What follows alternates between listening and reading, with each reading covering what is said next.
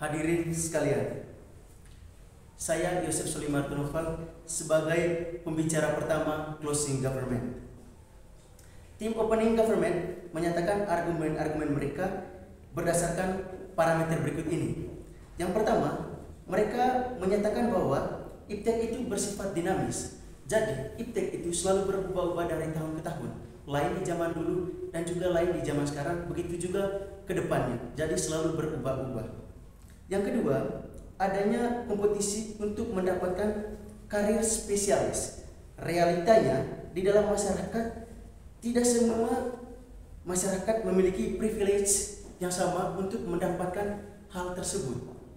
Yang ketiga, perusahaan menaruh standar yang tinggi sehingga tidak semua orang bisa mendapatkan pekerjaan. Tetapi perusahaan-perusahaan tertentu, mereka menginginkan orang yang memiliki karir-karir tertentu sehingga tidak semua orang bisa bekerja di perusahaan tersebut. Tim oposisi juga tadi telah menyetujui dan menyatakan bahwa yang pertama, ada tarif yang tinggi untuk mendapatkan gelar spesialis. Yang kedua, informasi salah tangkap jika bukan dari spesialis. Jadi di zaman sekarang kita tidak usah takut dengan informasi yang diberikan, baik itu melalui media massa atau media sosial, karena kita sendiri adalah menjadi validator terhadap informasi tersebut, sehingga kita tidak usah takut dengan kesalahan informasi yang telah diberikan. Yang ketiga, jika mau jadi spesialis bisa belajar di luar kampus, itu berarti tim oposisi telah menyetujui dengan tim government, di mana mereka mengatakan bahwa untuk mendapatkan karir itu tidak semata-mata dari sekolah atau dari lembaga tertentu, tapi bisa juga dari luar daerah tersebut, dari luar sekolah.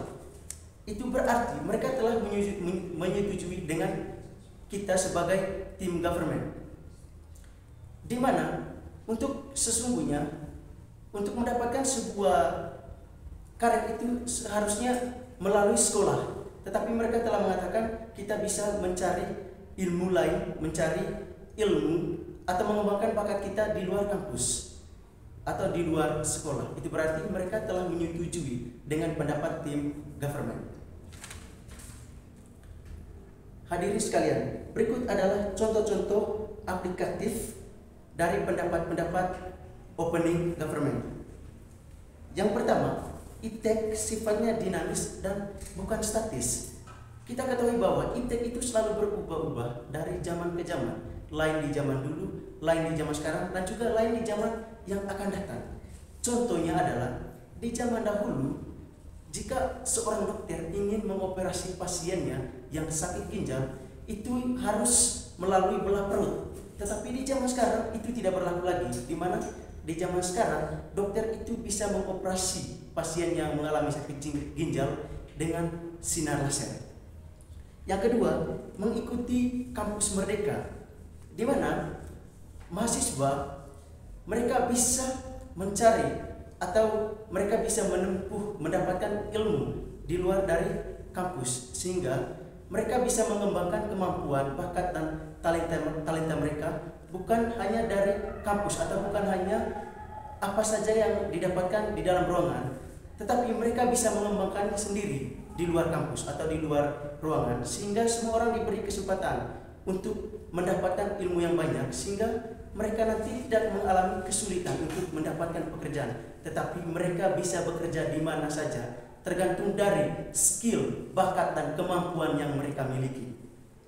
Kemudian yang ketiga, multi skills. Di zaman sekarang multi skills bukan mono skills, di mana semua orang bisa mendapatkan ilmu dan juga mereka bisa mengembangkan bakat dan talenta mereka di luar kampus. Jadi mereka bisa mengembangkan talenta mereka dari kegiatan-kegiatan ekstra misalnya, ataupun mereka bisa mengembangkan kemampuan mereka melalui praktek atau magang di luar kampus. Sehingga di zaman sekarang itu bukan ada lagi mono skills, tetapi di zaman sekarang itu adalah multi skills, di mana semua orang bebas mendapatkan kemampuan dan mereka bebas mengembangkan bakat dan talenta yang mereka miliki. Kemudian yang berikut, kita di zaman sekarang kita menghargai seseorang itu bukan saja berdasarkan karirnya, tetapi kita menghargai seseorang itu karena dia sebagai manusia biasa, di mana kita harus memiliki sifat moral yang baik, di mana kita harus menghargai seseorang seperti kita menghargai diri kita sendiri. Jadi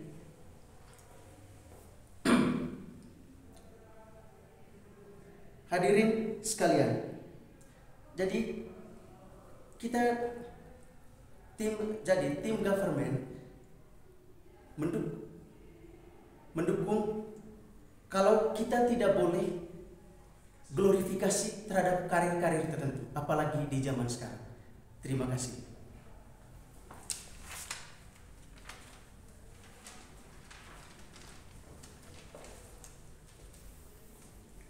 Selamat sore dan salam sejahtera untuk kita semua. Baik, saya Firman Ivanil Akbar selaku pembicara kedua dari Closing Government. Jadi pada kesempatan ini saya akan membeberkan substansi dari setiap pembicara dari kedua tim. Yang pertama dari pembicara pertama dari tim pemerintah. Jadi di sini tim pemerintah menekankan bahwa dalam karir spesialisasi di sini mereka menekankan pada adanya spesifikasi. Jadi di sini ada pengkhususan. Jadi pembicara pertama dari tim pemerintah mengangkat sebuah fenomena berdasarkan fakta empiris yang terjadi di masyarakat berkaitan dengan perubahan teknologi dari masa ke masa. Jadi di sini pembicara pertama dari tim afirmasi mengangkat sebuah realita di mana orang yang memiliki spesialisasi itu tidak selalu relevan dengan lapangan kerja yang ada, karena setiap tahun akan selalu ada perubahan. Lalu yang berikut, pembicara pertama dari tim afirmasi juga mengangkat term berkaitan dengan open mindset. Ketika masyarakat hanya melimitasi mereka punya persepsi berkaitan dengan karir seseorang berdasarkan spesialisasi saja, maka pemikiran mereka akan stuck pada sebuah framing di mana orang akan dinilai pada hanya dari spesialisasinya saja. Lalu pembicara pertama dari tim pemerintah juga mengangkat program dari Menteri Pendidikan kita berkaitan dengan kampus merdeka. Jadi di sini ini menjadi term yang begitu urgen, di mana kampus merdeka ini memiliki tujuan untuk tidak melimitasi orang berdasarkan skill-skill tertentu. Jadi di sini ada kebebasan dari setiap orang untuk meniti karir, bukan hanya pada hal-hal yang spesifik saja. Lalu yang berikut, tim afirmasi juga, terutama pembicara pertama dari tim afirmasi, melihat bahwa ketika ada standar dalam masyarakat akan memiliki tendensi atau kecenderungan untuk menjudge berdasarkan spesifikasi. Lalu yang berikut, pembicara pertama dari tim pemerintah juga mengangkat berkaitan dengan dari perspektif ekonomi, di mana di sini ketika seseorang ingin memiliki karir spesialis, jadi di sini budget atau anggaran yang diperlukan untuk mencapai pada level itu, maka diperlukan dana yang cukup besar, dan ini tidak semua orang bisa melakukannya. Lalu pembicara pertama juga membahas musik ini dalam tiga layar, di mana yang pertama itu berkaitan dengan tentang distorsi. Jadi di sini akan terjadi distorsi bila setiap tahun itu ada perubahan, terutama dalam sektor ketenaga kerjaan. Jadi di sini orang yang memiliki spesifikasi tidak akan dipakai lagi ketika perubahan itu ada, karena akan ada perbedaan metode dalam proses pengerjaannya. Lalu yang berikut, pembicara pertama juga mengangkat juga adanya keburukan dalam kompetisi. Jadi di sini pihak perusahaan akan gampang melihat bahwa atau membatasi tenaga kerja mereka berdasarkan pada karir spesialis saja. Lalu yang berikut, menyulitkan karyawan karena adanya limitasi berdasarkan spesifikasi seperti poin tadi. Lalu pembicara kedua dari tim afirmasi juga menekankan pada konteks yang sama. Pembicara kedua juga menerangkan bahwa musik ini tidak menekan pada opsi bahwa karir spesialis itu lebih baik. Lalu yang berikut, secara eksplisit membahas tentang karir. Jika glorifikasi hilang, maka tidak ada lagi batasan-batasan tertentu dalam masyarakat. Lalu yang berikut yaitu generalisasi. Generalisasi di sini memiliki peran penting untuk meningkatkan mereka punya skill ketika dalam masyarakat itu tidak hanya memandang atau membuat disparitas atau perbedaan antara orang yang memiliki karir spesialis dengan orang yang cenderung general saja. Lalu yang berikut, ada semacam stigma atau mindset masyarakat itu melihat bahwa dengan mengambil sebuah karir tertentu akan mengembalikan investasi mereka terhadap anak mereka yang menguntungkan bagi mereka, dan ini sangat buruk ketika terus dilakukan atau terus adanya glorifikasi pada karir tertentu.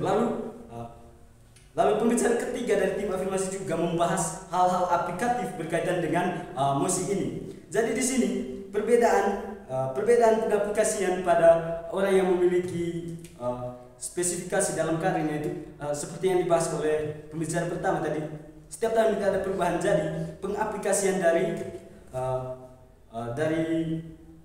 karir mereka akan cenderung fluktuatif. Jadi ini tidak selalu relevan. Lalu yang berikut membahas tentang monoskill. Jadi di sini ketika tidak ada glorifikasi, maka di sini tidak akan memiliki tendensi atau kecenderungan untuk melihat orang berdasarkan satu skill saja, tetapi akan lebih cenderung terbuka dan akan ada banyak skill di sana. Lalu yang berikut saya akan membuat perbandingan antara argumen dari pembicara dari tim afirmasi dengan tim oposisi. Jadi tim oposisi di sini ada beberapa poin yang saya tangkap dari statement mereka. Yang pertama itu mereka membicarakan bahwa adanya distorsi atau miskomunikasi bila tidak adanya tenaga spesialis dalam menangani informasi-informasi yang tidak benar melalui media sosial.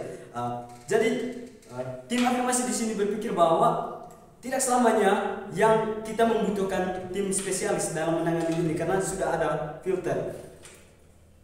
Lalu pembicara dari tim oposisi juga mengangkat berkaitan dengan delusi, di mana tentang